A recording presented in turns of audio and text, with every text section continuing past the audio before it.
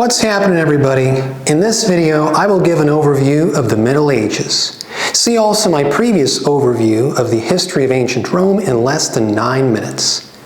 So the Middle Ages began with the collapse of the Western Roman Empire in 476 due to the Germanic attacks. Despite the fall of the empire, the Roman Catholic Church retained its dominant role in the life of the people. On the ruins of this empire, various Germanic kingdoms sprung up and began to wage wars with each other. Understandably, Europe experienced a sharp decline in its awareness of classical culture.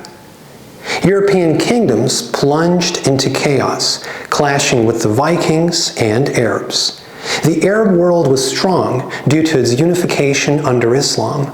In the 7th century, Muhammad began to preach monotheism, the belief in a single God, among the Arabs. The emergence of Islam is sometimes explained with the influence of Byzantine and Judaism. The official religion in Byzantine, which was located in the Middle East partially, was Orthodoxy. The Middle East continued to be inhabited by Jews who also professed monotheism. One German, more precisely Frankish king, Charlemagne, was able to unite many territories under his rule and became the emperor of the Frankish state. The Pope crowned him emperor in the year 800. Thus, for a time, imperial power was restored in Western Europe. The considerable size of the Frankish Empire led to its division, as in the case of the Empire of Alexander the Great or the Roman Empire.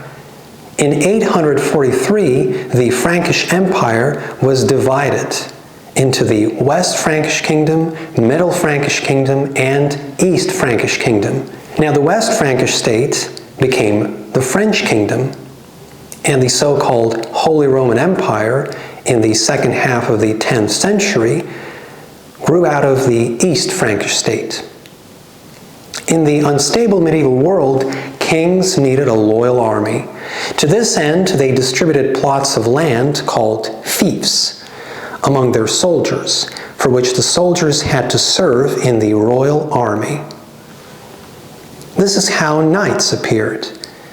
Since they were focused on military affairs, in order to provide them with everything they needed, the knights allowed peasants to live and work on their fiefs. In exchange for a place of residence and protection, the peasants raised grain and livestock. We call these relations between the king, the knight, and the peasant feudalism.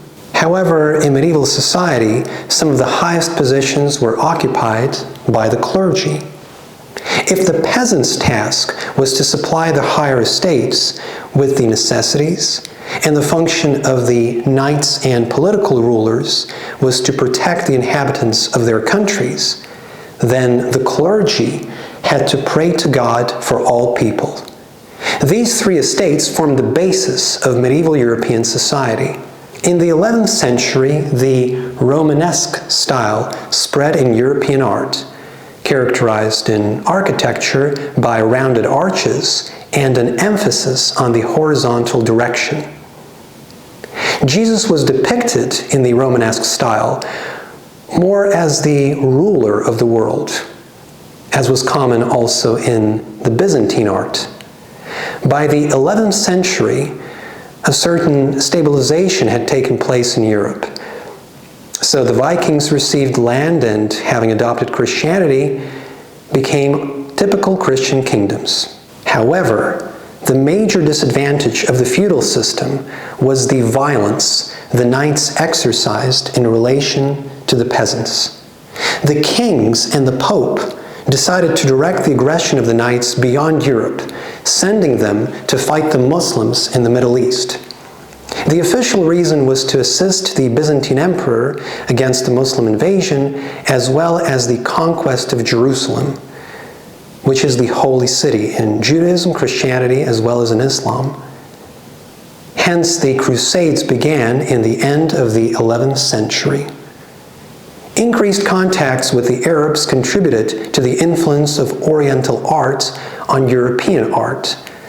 Thus, the pointed arch spread in Europe, contributing to the emergence of a new art style in the 12th century, Gothic. Now the architects emphasized the vertical direction in the structure of the church, thus conveying an aspiration to heaven and God. The depiction of the crucified Jesus now stressed his suffering rather than his power. Medieval religious fanaticism reached its peak with the spread of the plague epidemic in Europe in the mid-14th century. This epidemic is called the Black Death, and its active phase lasted until 1351. The plot of Giovanni Boccaccio's The Decameron unfolds precisely during the Black Death. Many Europeans saw in the massive deaths God's punishment for their sins. Accordingly, believers organized collective self-flagellation. Others tried to find the culprits in minorities, such as Jews who were wrongly accused of poisoning the wells. At the end of the 100 Years' War between France and England, this war concluded in the mid-15th century, Joan of Arc, who led the French troops, was executed by the English as a witch. In 1453, Turkey captured Byzantine, the Eastern Roman Empire. Its capital, Constantinople, was renamed Istanbul. Many Byzantine cultural figures who were bearers of Greek culture fled to Italy. Already during the Crusades, the Arabs passed on to Europeans the knowledge of classical culture, which inspired European artists to imitate the aesthetic ideals of ancient Greece and ancient Rome in their work. Such a revival of classical art is called the Renaissance, which means rebirth in French, and which largely began in the 15th century. So for example, Michelangelo, Raphael, Leonardo da Vinci, and others were important figures in Renaissance. Following the ideals of antiquity, the Renaissance glorified the human body, its proportionality, symmetry, and naturalism. In the Renaissance mindset, God retained his significance, but along with him, man has acquired value as God's most perfect creation. This celebration of the human being is called Humanism, which was developed by the Dutch thinker Erasmus of Rotterdam. The increased interest in the foreign world due to the Crusades led to the Age of Discovery. In 1492, Christopher Columbus discovered America. Such discoveries contributed to the influx of resources to Europe, and since the navigators were Catholic, it was the Catholic Church that enriched itself as a result. An additional source of income for the church were documents promising buyers atonement for their sins. These documents are called Indulgences. The humanistic stress on valuing oneself contributed to the growth of discontent with the ever-deepening property gap between the common people and the leaders of the church. The most striking expression of this discontent was the Reformation, which began in 1517. It was an attempt by the German monk Martin Luther to reform Catholicism in order to bring it closer to the common man.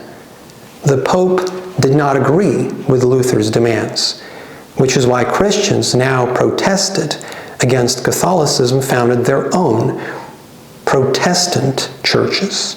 The Pope did not agree with Luther's demands, which is why Christians who protested against Catholicism founded their own Protestant churches. One of them is the Lutheran Church. The end of the Middle Ages is usually placed with either the Turkish conquest of Constantinople, or with the discovery of America, or with the beginning of Reformation. In any case, at the end of the 15th century and the beginning of the 16th century, the Middle Ages ended and the modern period began. However, the modern period will be discussed in more detail in the next video. Well, thank you once again for watching my video. Like and subscribe, and I'll see you in the new one.